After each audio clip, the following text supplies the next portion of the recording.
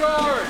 Hip hip hurrah! Hip hip hurrah! Hip hip hurrah! During the American Revolution, not all the colonists were in favor of independence. Loyalists, or Tories, often fought for the British. See how those doodles run away from us? They're cowards!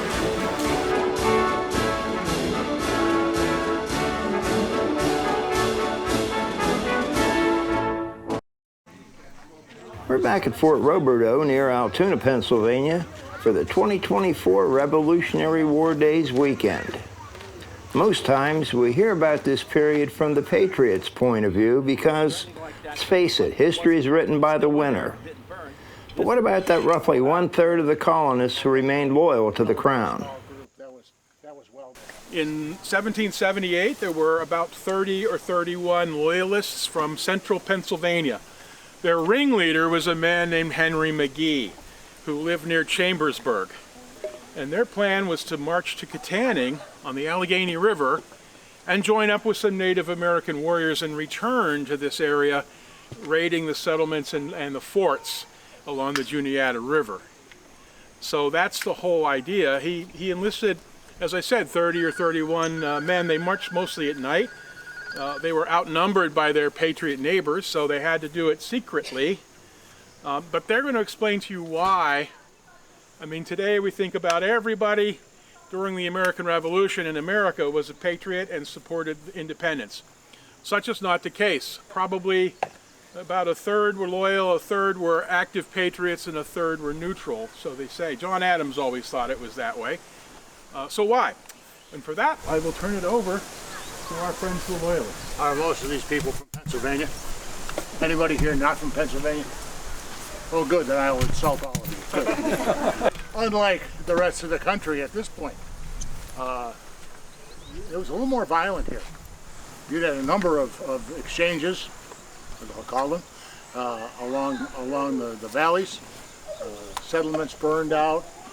You saw one back there. In the rest of the country, on the frontier, that is,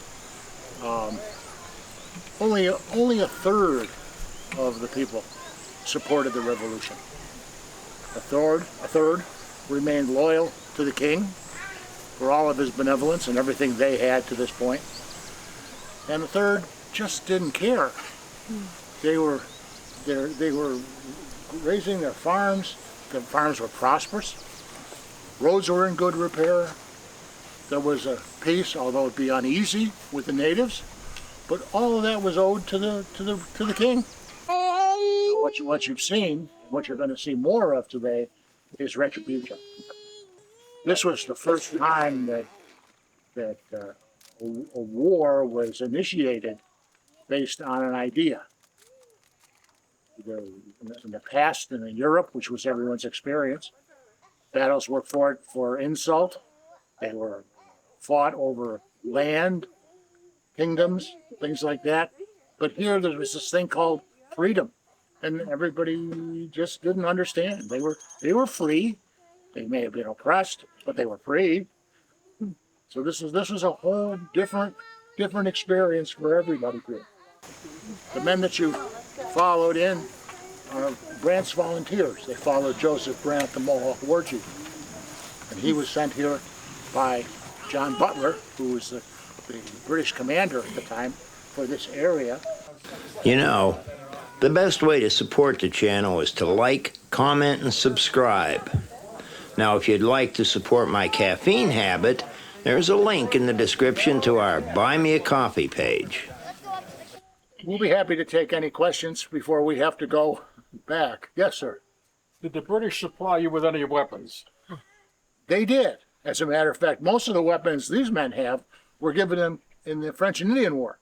They've brought these muskets, smoothbores, off of their farms. These were their hunting guns before all this conflict started, before someone decided to pick a fight. So what Brant's got was powder and ball. We weren't paid.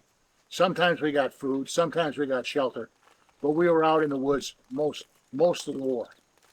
And Joseph Brant was blamed for being everywhere at the same time. And one of the things that should shock the the civilians in the area is that he was called Monster Brant because the raids were so brutal, like you saw up there. But we weren't paid, and the muskets that we have are old. Or we'd find some along the way that someone just didn't need anymore. My gun is that.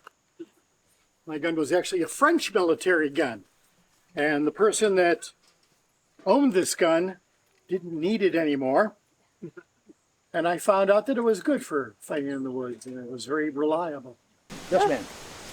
Everybody's dressed alike. How did you know who you were shooting at? You planted this lady. Oh, See the plant. I'll turn around. See that yellow ribbon? The yellow ribbon? That was Brant's uniform. Okay. No, it isn't, you wouldn't think that would be a big difference, but what this avoids for me is getting shot by my own men, which they probably would like to do once in a while. So when they see the yellow, they know don't aim at that guy. Right? These men are wearing what they were. You know, these people will run off of their farms and their businesses and ran into the woods and escaped. They ran to Niagara for shelter, and you had a choice to either join the army and march or join Brant's volunteers. So these are again why we were able to describe them as the finest fighting men on the frontiers, because they had the physical skills to do it. It's like we joke about setting up camp, and somebody said, "Do you want help with setting up camp? It takes about a half an hour." Well, when I'm alone, it takes a half an hour. When I get help, it takes 2 hours. Did you hear that? No. Yeah, I did. That's why I leave you alone when you set up your... There you go. We have a lot of fun doing this. Brant's Volunteers does about 20 events a year around the whole calendar. Everything you see here is our attempt to be as authentic as possible. The wear and tear you see on our clothes is real. There's nobody going with brushes and making slits in your jeans. No, my wife, if she washes one of my shirts, it's like, oh, don't do any stain removal on it. I got to keep that stuff on there. We hang our stuff outside to wash in the rain. And I heard a couple of the questions to the Brant unit. The original fort, we can now document, was 50 by 50, was much bigger than, that was a bicentennial replica that you look at and visit today. But the original fort was pretty close to that location. And it was much bigger, 50 by 50 yard square. They had 48 cabins in there, and they were cabin wall fashion cabins, meaning your back wall of your cabin was the wall of the fort and you had a slanted roof. Those were based on Valley Forge cabins down below when they redid it for the bicentennial project. But one of our goals is to get one of those back wall cabins built. That's hard to say, that phrase. So we're going to do that. And if you know your directions, if you're a good Roberdeau ranger, the southeast corner of the bastion is down where the lead mine was. And with the LiDAR drone they used in their research, they actually found an imprint of one of the original bastions. And that bastion overlooked the mining operation, and we now have physical evidence that the smelter was there too. So that southeast bastion overlooked the mining operation. It wasn't inside the fort, but the sentries in that corner bastion could look down over at the mine site to see if there was anything. What I'm going to do is I'm going to throw this all the way back. Hold the musket. And I'm going to take Here's this the off. bayonet. That's 2 weapons. I'm going to stand over here, and you'll see a spark. Did you see the spark? There's But sometimes when you have a bullet in it, it won't fire. Exactly. There can be problems. Like, what if it didn't spark? Got So the another spark hand? lands in the powder, and it dirt? sets the fire to go through the hole. Got a pistol? And then that sets off the whole thing. But sometimes things go wrong. You're absolutely right. Yeah. Yeah. You want to hold it? That's a Watch where the point is. You got it? It's heavy. Yeah. Yeah, that would be a lot to carry there, too. Yeah, Yes. he's carrying all this. And I'm an officer. Even a private would be armed with the pistol as well, and sword. It's because they were from Wait, the watch Scottish Highlands. and they armed all their soldiers that way. Yes, we were the shock troops. The green uniform. He's a Butler Ranger. What's that? He's like these guys. You heard him talk about John Butler? Yes. That's his ranger uniform. Oh, okay, they were in green. So where did they get the material though? Because they British Army. British Army supplied them. The British supplied them. Okay, they're a derivative of the old F&I Rogers Rangers who wore green. Okay. I mean, and as far as Rogers Rangers, French and Indian War, they still use his handbook in today's Ranger units. Yeah, That's neat. You know, of his guerrilla tactic type. Yeah. They still, you know, they've expanded on it, but that's still the core of the modern day Ranger. 42nd Highlanders. Yeah, well, You guys have any questions? Now, how would we know where to go? Well, there were certain trails that war parties frequented. They're going to be making for the gaps in the Alleghenies, try to get back to their home territory. There's only a few trails that lead that way. So our garrison is going to follow the path that they think is most likely that they used. The other thing you're going to look for is tracks. There are some excellent woodsmen that live here, and they're going to put those guys out front looking for any sign of the war party's progress. If they have prisoners, maybe the prisoners are dropping little pieces of cloth behind them or some little trinket so that the garrison can follow along. We don't know, but they're looking for those kind of clues as to where the war party went. The survivor of a raid by Brandt's men on a local cabin made her way to the fort and has alerted the militia to the presence of the raiders. She's going to direct them back to the cabin, and we're going to follow along with the Rangers while they investigate and pursue those Tories into the mountains in an attempt to get back anyone who may have been taken captive.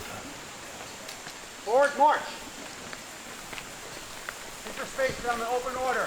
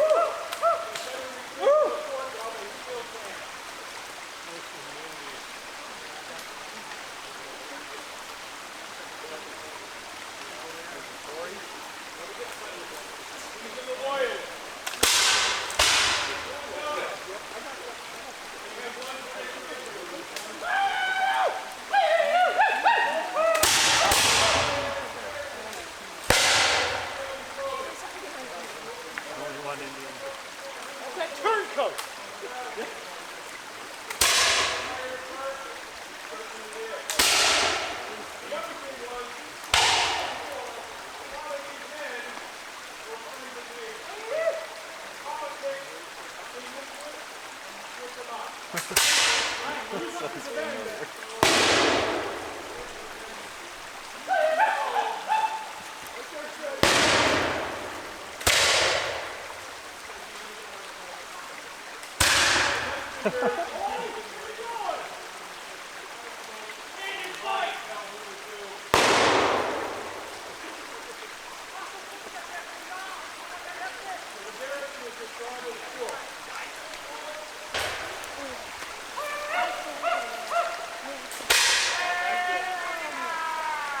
Not too late to come with us.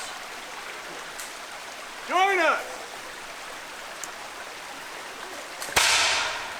King George, time. See how those doodles run away from us? They're cowards. This is your chance. Loyal to the end.